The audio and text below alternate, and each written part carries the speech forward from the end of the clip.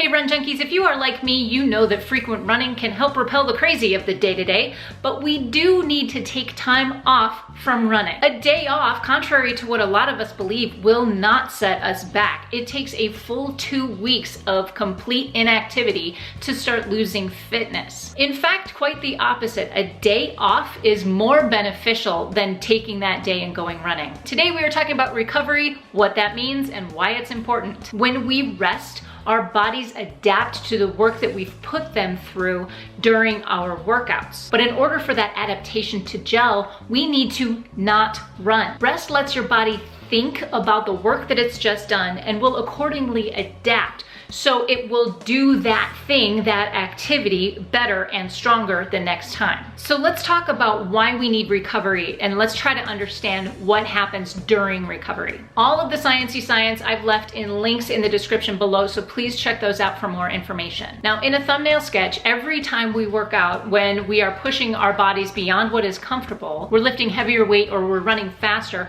our bodies are breaking down. Our muscles and our tissues are breaking down during the workout process. We are sucking the life out of the fuel sources within our bodies, and microscopically, we are tearing our bodies to shreds. That kind of sounds bad, doesn't it? Trust me, it's not as bad as it sounds as long as we are resting. So every time during our workout, we are depleting, damaging, and destroying our muscles at the microscopic level.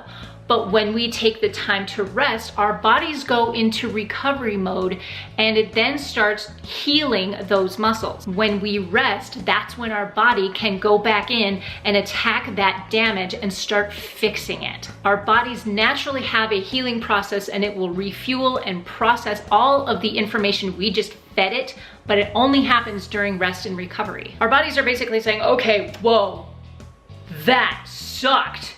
How do we not let that happen again? And it goes into recovery mode and it fixes it. And then the next time you do it, you're stronger. So what does that mean? It means that we are actually getting stronger sitting on the couch after our run than we are during our run. Too little recovery and we're not getting any stronger. In fact, we could be walking down the path toward overtraining. So in order to help that recovery along, I want to give you a few tips on how to plan your training so you are also getting enough recovery time. One of the things I like to utilize is the 10% rule. Now that just means that over a period of time, I am not increasing my workload by more than 10%. For example, if I'm running 20 miles this week, I should keep next week's runs to 22 miles or so. Another tip is that easy follows hard. So if you have a strong speed workout or a long run, you follow up the next day with either a very easy run, a cross-training day, or a total rest day, which is the best yet. For example, the day after my speed workouts, which are usually on Wednesdays, I will follow the next day with a complete non-running day. I do not go out for a run on Thursdays. So I will either strength train, I will get on the bike or swim,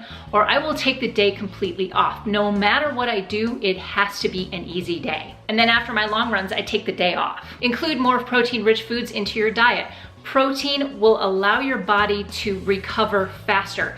Adding a protein-rich snack right after a workout just accelerates that recovery process. It goes in and it attacks the muscles and repairs the damaged muscle tissue faster. Muscle tissue? Hydrate! Yes, I have said it before and I will say it again, over and over and over again. Our muscles work best when they're well hydrated. It accelerates the healing process after a run. Avoid anti-inflammatory medication. You might be sore after that hard speed workout, but the last thing you need to be doing is taking some Advil to alleviate that soreness.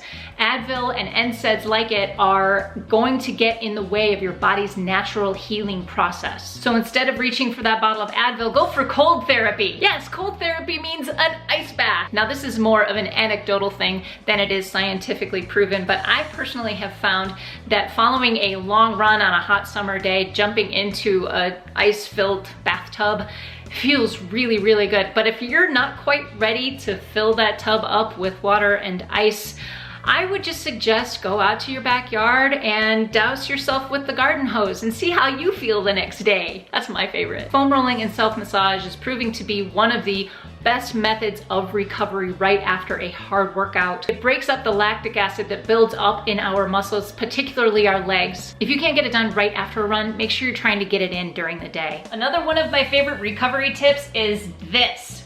you sit with your bottom right next to the wall and your legs up the wall, especially right after a run. It feels so good. Your feet start to tingle and you can feel the blood rushing back into your hips. Just try it after your next long run. It feels really, really good. I'm gonna sit here for a while. Lastly, get more sleep. Sleep is rest. Rest is a weapon. These are just a few of my recovery tips and why it's important to do so. My question for you today is this: what are your favorite recovery methods? Please leave your thoughts and comments in the box below. And as always, please give me a thumbs up if you like this video. Also, please subscribe because next week I'm gonna be talking about overtraining, which is what happens when we're not getting enough recovery time. That's it for me today. Thanks so much for watching. Get out there, go find your awesome. Until next time, happy running.